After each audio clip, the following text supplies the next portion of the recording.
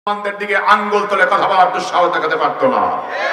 সারা দুনিয়ার কোন বেঈমান মুসলমানের দিকে গুলি তাক করার দুঃসাহস দেখাতে পারতো না। কোন মুসলমানের দিকে আঙ্গুল তুলে কথা বলা, এমনকি চোখ রাঙিয়ে কথা বলার সাহস হতো না।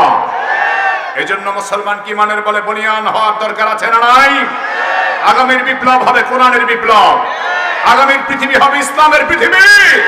সেই পৃথিবীকে জয় করার জন্য জানমাল বাজি রাখতে হবে আমাদেরকেই। কারা কারা জিদু হাত করে আল্লাহকে দেখা।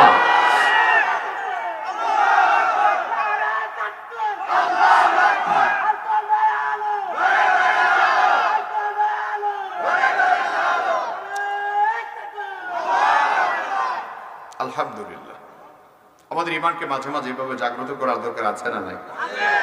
ঘুমায় গেলে তো হবে না, কারণ বাড়িওয়ালা ঘুমায় গেলে চোরে কিন্তু মালামাল সব লুট করে নিয়ে যাবে। আমরা ঘুমায় গেলে চলবে না, আমরা খালিদ বিন ওয়ালিদের উত্তরসূরি হতে চাই।